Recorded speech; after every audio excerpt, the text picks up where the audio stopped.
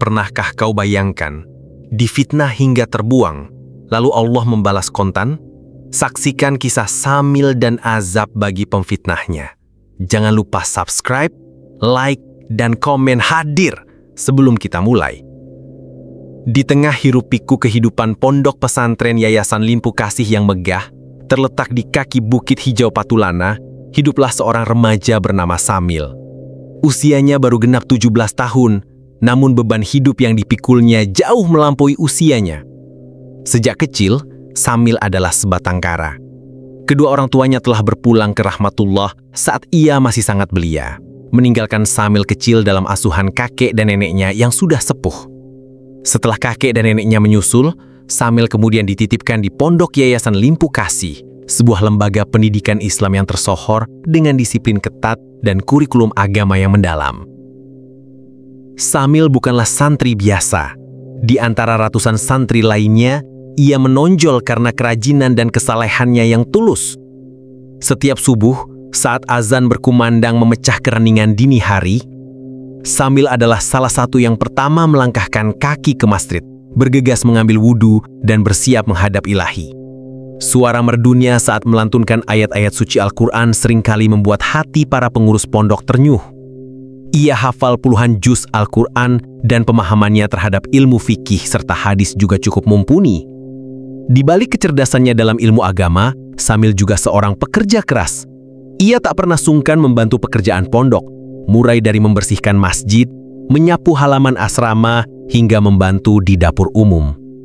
Setiap sore, setelah pelajaran dinia usai, Samil sering terlihat membantu Ustadz Abdullah, salah satu pengasuh pondok yang paling dihormati, merawat kebun pesantren yang luas. Dari Ustadz Abdullah lah, Samil banyak belajar tentang kesabaran, keikhlasan, dan pentingnya berpegang teguh pada ajaran agama. Ustadz Abdullah melihat potensi besar dalam diri Samil, seorang yatim piatu yang tidak pernah mengeluh, selalu bersyukur, dan memiliki hati yang bersih. Meski demikian, kehidupan Samil jauh dari kemewahan. Ia hanya memiliki beberapa helai pakaian lusuh, sebuah sarung yang sudah robek di sana-sini, dan sebuah Al-Quran kecil peninggalan almarhum ayahnya yang selalu ia bawa kemanapun. Kamarnya di asrama santri putra adalah yang paling sederhana, hanya berisi tikar usang dan sebuah lemari kayu kecil yang nyaris kosong. Namun, Samil tak pernah merasa kekurangan. Baginya, bisa menuntut ilmu agama dan hidup di bawah naungan Pondok Yayasan Limpu Kasih adalah sebuah anugerah tak ternilai. Ia meyakini Allah tidak akan pernah meninggalkan hambanya yang berserah diri. Kebaikan Samil ini juga dirasakan oleh teman-teman santrinya meskipun tidak semua. Lutfi dan Kiki, dua santri sekamar Samil, seringkali merasa malu dengan kerajinan Samil. Mereka cenderung malas, sering terlambat sholat berjamaah, dan jarang ikut kerja bakti. Namun Samil tak pernah menghakimi. Justru ia selalu mengingatkan mereka dengan lemah lembut, terkadang membantu mereka mengerjakan tugas atau berbagi sedikit bekal makanan yang ia punya. Sikap Samil yang rendah hati dan tidak pernah merasa lebih baik dari orang lain inilah yang membuatnya disayangi oleh sebagian besar santri dan pengurus pondok, kecuali segelintir orang yang menyimpan dengki. Di sisi lain, ada beberapa santri senior yang kurang menyukai Samil. Mereka adalah Adit dan Aslan, dua santri yang berasal dari keluarga berada dan sering merasa berhak atas perlakuan istimewa di pondok. Mereka menganggap Samil terlalu sok suci, sok rajin, dan seringkali iri dengan perhatian lebih yang diberikan oleh beberapa ustadz kepada Samil. Terlebih lagi, Adit dan Aslan adalah anak emas dari Ustadz Yusuf, salah satu pengurus pondok yang paling berpengaruh dan ditakuti.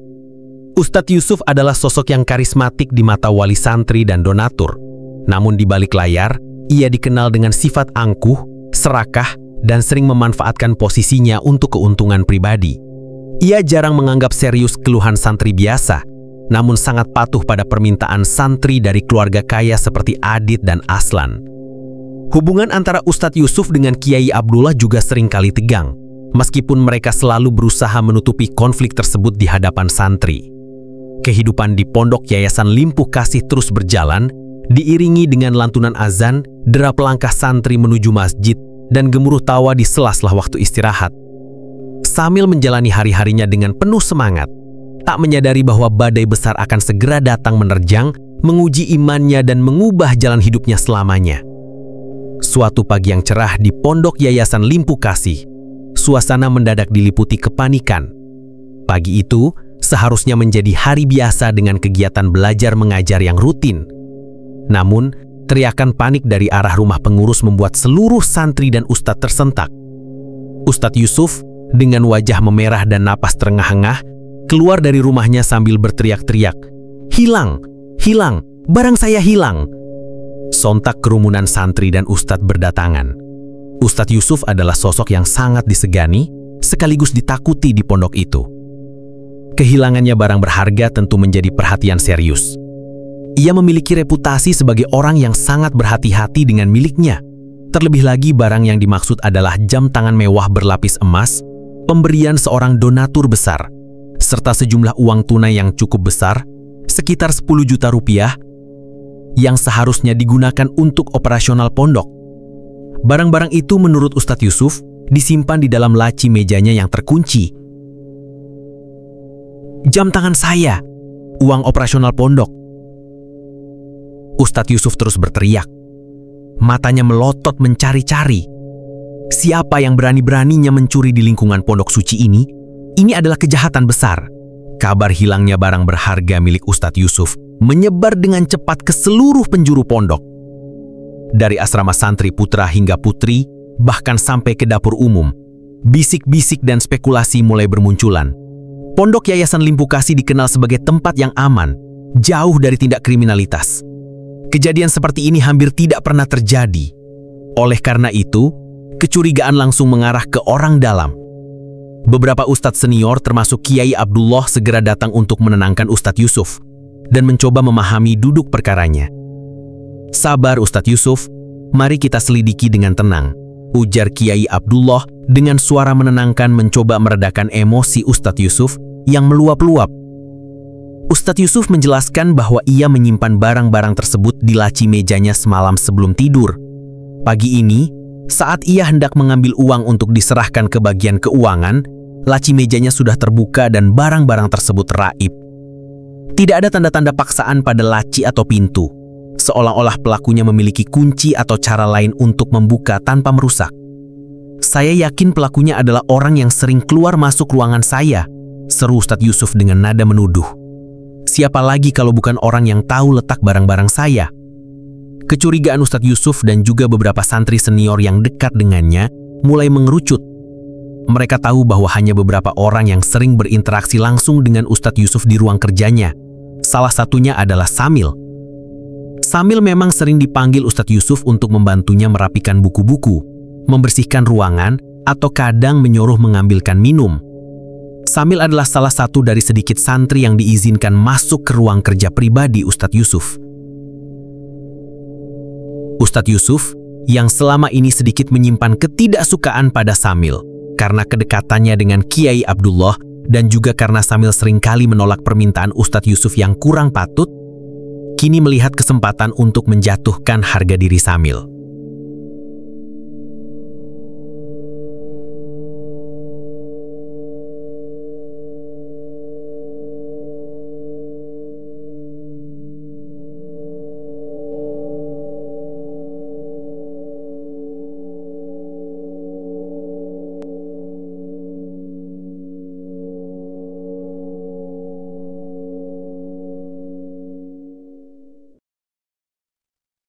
Ia berpikir, dengan menuduh Samil, ia bisa menyingkirkan anak itu dari pondok dan sekaligus menghilangkan saingan dalam mendapatkan simpati dari Kiai Abdullah. Lagi pula, siapa yang akan percaya pada seorang anak yatim piatu tak berdaya dibanding pengurus pondok sekelas dirinya?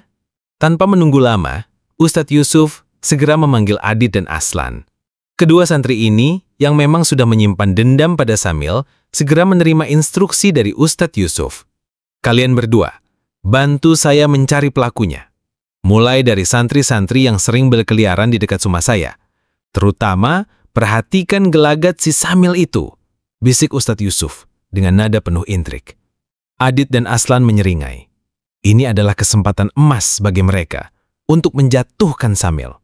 Mereka mulai menyebarkan desas-desus di antara santri, mengarahkan kecurigaan pada Samil. Sepertinya Samil ini punya motif. Dia kan tidak punya apa-apa, bisik Adit kepada teman-temannya. Apalagi dia sering keluar masuk kamar Ustadz Yusuf. Siapa lagi kalau bukan dia? Timpal Aslan mengompori. Dalam waktu singkat, suasana di pondok Yayasan Limpu Kasih yang tadinya tenang berubah menjadi tegang. Angin fitnah mulai berhembus kencang, membawa serta nama Samil dalam setiap bisikan dan tuduhan yang tak berdasar. Samil sendiri yang sedang sibuk membantu Kiai Abdullah di kebun tidak menyadari bahwa jaring-jaring tuduhan telah dipasang untuk menjeratnya. Ia masih fokus mencabuti rumput liar, dengan hati yang bersih dan pikiran yang jauh dari segala intrik duniawi. Ia tak tahu bahwa sebentar lagi, dunia kecilnya akan diguncang badai fitnah yang hebat. Angin fitnah yang diembuskan oleh Ustadz Yusuf, Adit, dan Astran mulai menemukan jalannya. Di lingkungan pondok pesantren yang kental dengan nilai-nilai agama dan kepercayaan, sebuah tuduhan serius seperti pencurian, apalagi yang melibatkan pengungus pondok dan uang operasional, adalah aib besar. Dan kini, aib itu perlahan mulai dilekatkan pada nama Samil. Sejak pagi itu, pandangan mata yang dulunya ramah, kini berubah. Beberapa santri yang tadinya dekat dengan Samil mulai menjaga jarak, berbisik-bisik saat Samil melintas, atau menatapnya dengan pandangan penuh curiga. Mereka yang awalnya mengagumi kerajinan dan kesalehan Samil, kini mulai ragu. Narasi yang dibangun oleh Ustadz Yusuf dengan bantuan Adit dan Aslan berhasil memutar balikan fakta. Siapa lagi yang tahu celah di rumah Ustadz Yusuf kalau bukan dia yang sering bolak-balik ke sana, kata seorang santri senior yang terpengaruh omongan Adit. Benar juga, dia kan anak yatim piatu, tidak punya apa-apa. Mungkin dia gelap mata, sahut santri lain, ikut menguatkan tuduhan tak berdasar. Kecurigaan ini sengaja diintensifkan oleh Adit dan Aslan. Mereka dengan sengaja menyebarkan informasi palsu dan memanipulasi kejadian. Adit misalnya, berpura-pura teringat sesuatu. Ingat tidak, kemarin lusa, Samil sempat masuk ke ruangan Ustadz Yusuf sendirian saat Ustadz Yusuf sedang ke kamar mandi. Waktu itu, dia bilang mau mengambil buku. Padahal, saat itu, Samil memang hanya mengambil buku yang diminta Ustadz Yusuf. Namun Adit memelingkir cerita itu menjadi bukti bahwa Samil memiliki kesempatan dan motif. Aslan juga tidak mau kalah. Ia menunjuk pada sifat sederhana Samil. Dia kan selalu pakai baju itu saja. Mungkin dia ingin punya uang untuk beli baju baru atau alat tulis yang lebih bagus. Omongan ini tentu saja tidak masuk akal. Mengingat Samil adalah anak yang sangat bersyukur dan tidak pernah mengeluh. Namun di tengah kepanikan dan keinginan untuk menemukan pelaku secepatnya, logika seringkali dikesampingkan. Yang paling parah adalah campur tangan Ustadz Junardi, salah satu ustadz muda yang baru beberapa tahun mengajar di Yayasan Limpu Kasih. Ustadz Junardi dikenal sangat loyal kepada Ustadz Yusuf, berharap mendapatkan promosi atau kemudahan dari Ustadz Yusuf. Ketika mendengar kecurigaan yang diarahkan pada Samil, Ustadz Junardi tidak melakukan penyelidikan mendalam. Sebaliknya, ia langsung mengambil kesimpulan dan ikut mengompori. Saya juga pernah melihat Samil terlihat gelisah beberapa hari terakhir ini, kata Ustadz Junardi, dalam sebuah rapat kecil para ustadz dan pengurus. Padahal kegelisahan Samil saat itu disebabkan oleh tugas hafalan yang semakin banyak, bukan karena ia hendak mencuri. Lagi pula, Samil kan selalu membersihkan ruangan Ustadz Yusuf. Dia pasti tahu seluk-beluknya. Hanya Kiai Abdullah yang tetap tenang dan tidak mudah terprovokasi. Ia mengenal Samil dengan sangat baik. Ia tahu betul bagaimana integritas dan kejujuran anak itu. Kiai Abdullah berusaha menyanggah argumen-argumen yang mengarah pada Samil. Kita tidak boleh menuduh tanpa bukti yang kuat. Samil adalah santri yang baik. Saya mengenalnya. Mari kita cari tahu lebih dalam. Mungkin ada kesalahpahaman. Namun suara Kiai Abdullah seolah tenggelam di tengah desakan Ustadz Yusuf dan antek-anteknya. Ustadz Yusuf yang merasa paling dirugikan menuntut agar penyelidikan segera dilakukan dan pelakunya ditemukan. Ia menggunakan posisinya untuk menekan.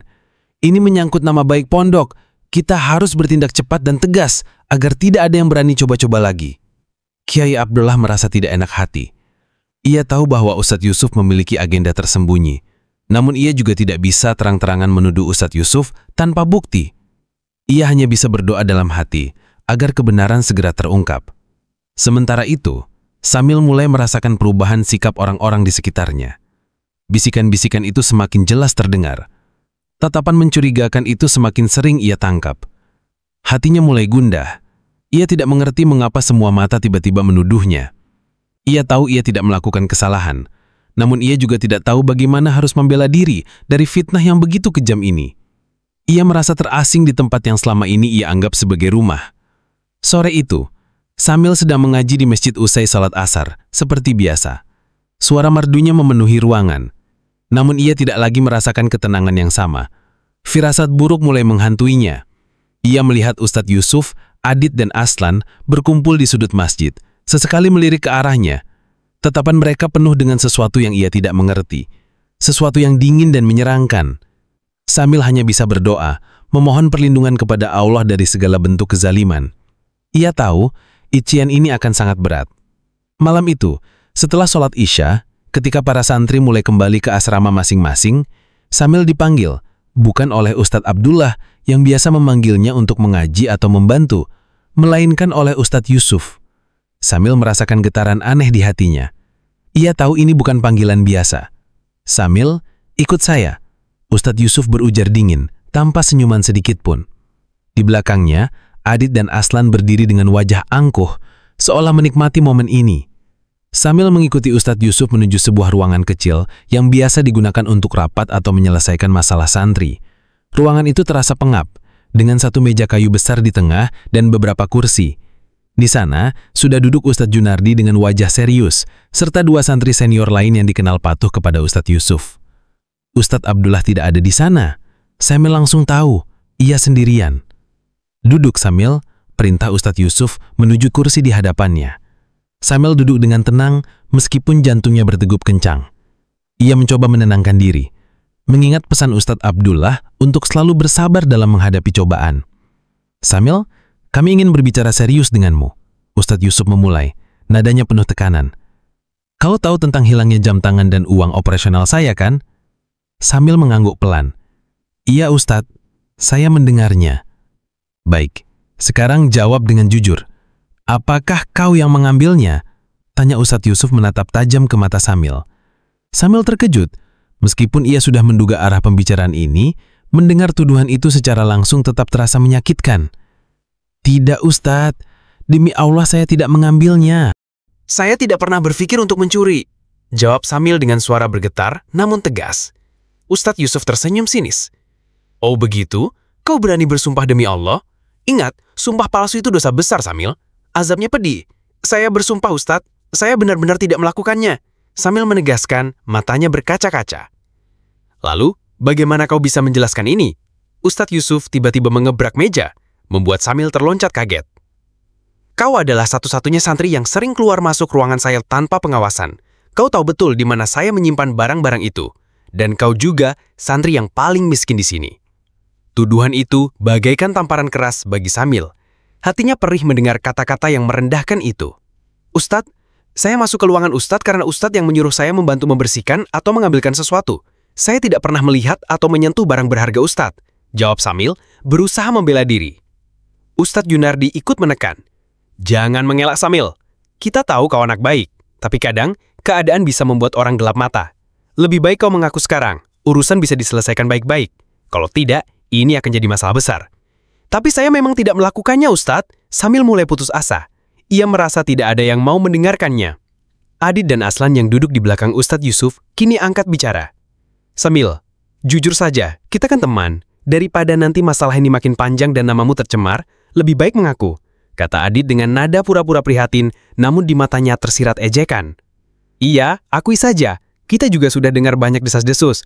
Pondok ini tidak akan main-main dengan pencuri, tambah Aslan memperkeruh suasana. Interogasi berlangsung selama hampir 2 jam. Samil terus dicecar dengan pertanyaan-pertanyaan menjebak, tuduhan-tuduhan yang tak berdasar, dan tekanan psikologis yang hebat. Setiap kali ia menyangkal, Ustadz Yusuf dan kroninya akan menimpali dengan argumen yang semakin memberatkan. Memelintir setiap gerak-gerik dan perkataan Samil menjadi bukti tuduhan. Kemarin lusa, Adit melihatmu mengedap-ngedap di dekat ruangan saya di tengah malam. Apa yang kau lakukan? Tanya Ustadz Yusuf. Saya tidak mengedap-ngedap, Ustadz. Saya hanya ingin ke kamar mandi dan melewati lorong itu. Jawab Samil jujur. Ah, bohong. Adit melihatmu jelas-jelas ceringukan. Tuduh Ustadz Yusuf. Samil mencoba menjelaskan, memberikan alibi. Namun semua penjelasannya dibantah mentah-mentah. Ia merasa seperti terperangkap dalam jaring laba-laba yang semakin erat melilit. Rasa sakit, marah, dan putus asa bercampur aduk di dadanya. Air mata mulai mengalir membasahi pipinya, namun ia berusaha menahannya agar tidak terlihat lemah. "Sudah, cukup. Kami tidak punya waktu meladenimu yang terus mengelak." Ustadz Yusuf mengakhiri interogasi dengan nada final. "Kami beri kau kesempatan terakhir. Pikirkan baik-baik. Jika besok pagi kau masih tidak mengaku, kami akan mengambil tindakan tegas. Ini demi nama baik pondok." Sambil bangkit dari kursinya dengan tubuh gemetar, ia keluar dari ruangan itu dengan langkah gontai, membawa beban tuduhan yang begitu berat di pundaknya. Malam itu, ia tidak bisa tidur. Ia hanya bisa menangis dalam diam, memeluk Al-Quran kecilnya, dan berdoa, memohon petunjuk dan keadilan dari Allah Subhanahu wa Ta'ala. Ia merasa begitu kecil dan tak berdaya di hadapan kekuatan fitnah yang begitu besar. Pagi hari setelah interogasi yang melelahkan, suasana di pondok Yayasan Limpu Kasih terasa semakin mencekam.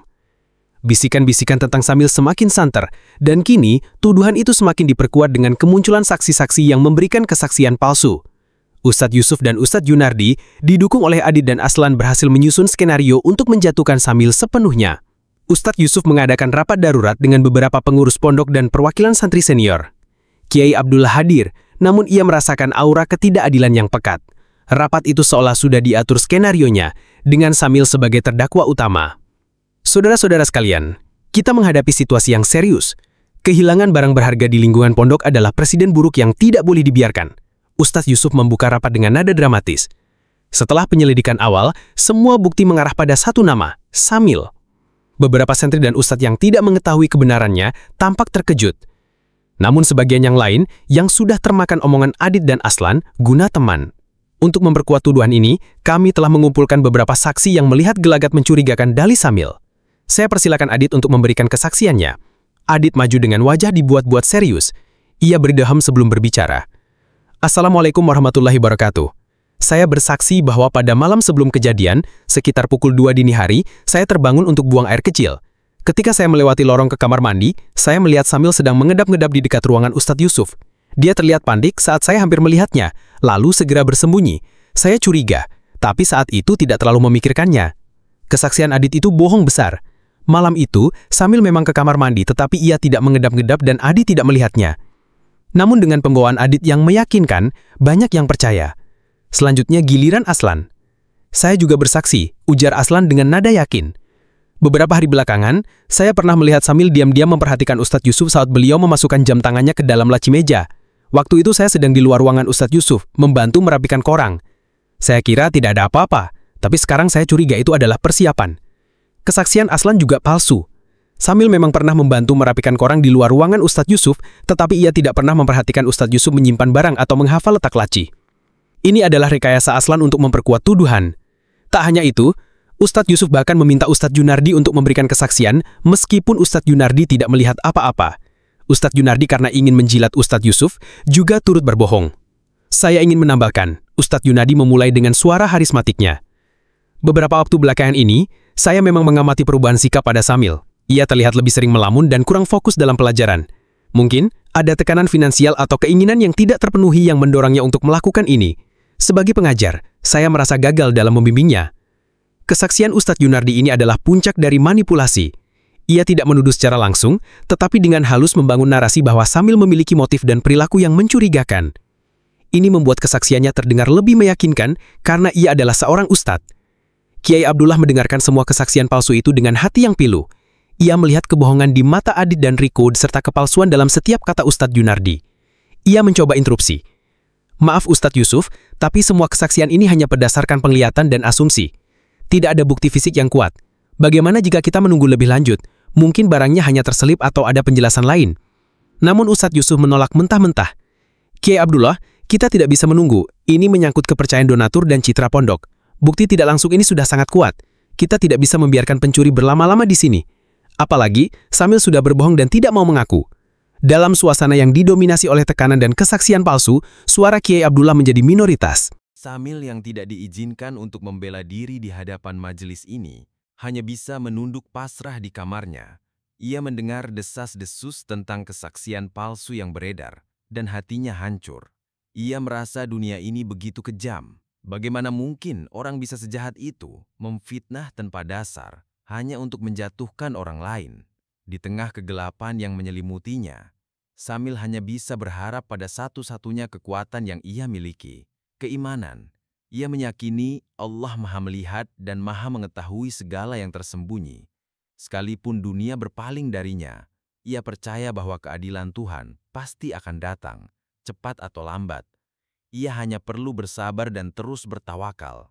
Namun, ia tak pernah menyangka harga dari kesabaran itu akan begitu mahal. Rapat yang dipenuhi kesaksian palsu itu berakhir dengan keputusan yang telah diatur sebelumnya oleh Ustadz Yusuf.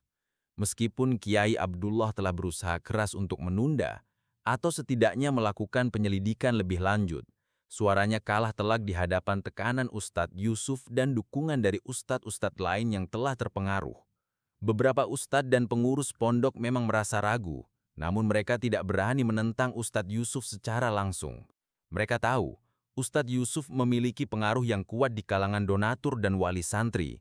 Menentangnya bisa berarti kehilangan posisi atau bahkan diasingkan dari pondok. Akhirnya, demi menjaga nama baik Pondok Yayasan Limpu Kasih, keputusan bulat pun diambil, Samil harus diusir dari Pondok Yayasan Limpu Kasih. Keputusan itu disampaikan kepada Samil pada sore hari setelah sholat Asyar. Ustadz Yusuf memanggil Samil lagi ke ruangan rapat. Kali ini ditemani oleh Ustadz Junardi dan beberapa santri senior yang menjadi saksi palsu.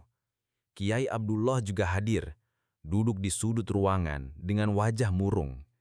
"Samil," Ustadz Yusuf memulai, suaranya datar dan tanpa empati. "Setelah mempertimbangkan semua bukti dan kesaksian, kami, para pengurus pondok telah mengambil keputusan. Kami sangat menyayangkan hal ini, namun demi kebaikan bersama dan menjaga nama baik Pondok Yayasan Limpu Kasih dari aib pencurian, kami memutuskan untuk mengeluarkanmu dari pondok ini, terhitung mulai besok pagi." Sambil merasakan jantungnya seakan berhenti berdetak. Kata-kata itu menusuk ulu hatinya, lebih tajam dari pisau manapun. Ia sudah menduga kemungkinan ini, namun mendengarnya secara langsung tetap terasa seperti dihantam palu godam. Matanya memanas, air mata tertahan di pelupu. "Ustadz, tapi saya tidak bersalah." Sambil berucap lirih, suaranya bergetar menahan tangis. Ustadz Yusuf menghela napas panjang, pura-pura prihatin. "Samil, kami sudah memberikanmu kesempatan untuk mengaku. Saksi-saksi sudah memberikan kesaksian mereka. Kami tidak bisa membiarkan seorang pencuri tetap berada di lingkungan pondok ini. Ini adalah keputusan final." Ustadz Junardi menambahkan, "Ini adalah pelajaran bagimu, Samil. Jangan sampai terulang di masa depan." Kata-kata Ustadz Junardi itu terasa sangat ironis. Sambil tahu, hikmah yang sebenarnya adalah betapa kejamnya fitnah dan betapa rapuhnya keadilan di dunia ini. Kiai Abdullah yang sedari tadi diam akhirnya tidak bisa menahan diri. Ia berdiri dan mendekati Samil. "Samil, bersabarlah nak. Allah Maha Adil. Dia tidak akan pernah membiarkan kezoliman berlangsung selamanya. Ini adalah ujian bagimu. Tetaplah berpegang teguh pada kebenaran dan keimananmu." Kiai Abdullah berbicara dengan nada lembut namun penuh kekuatan. Sambil mendongak menatap Kiai Abdullah, matanya penuh syukur atas dukungan yang diberikan. Kiai Abdullah adalah satu-satunya cahaya di tengah kegelapan yang menyelimutinya. Namun Ustadz Yusuf merasa terganggu dengan intervensi Kiai Abdullah. "Kiai Abdullah, ini adalah keputusan resmi. Mari kita jaga wibawa pondok," tegurnya. Kiai Abdullah hanya menghela napas. Tak bisa berbuat banyak. Ia tahu kekuasaan Ustadz Yusuf terlalu besar. Sambil hanya bisa mengangguk menerima takdir yang terasa begitu pahit. Ia tidak membantah lagi, karena ia tahu membantah pun tak akan mengubah apapun. Ia bangkit dari duduknya, menatap satu persatu wajah para pengurus yang menghakiminya. Di wajah Ustadz Yusuf, ia melihat kepuasan. Di wajah Adit dan Aslan, ia melihat kemenangan. Di wajah Ustadz Junardi, ia melihat kepalsuan, dan di wajah Kiai Abdullah, ia melihat kesedihan yang mendalam.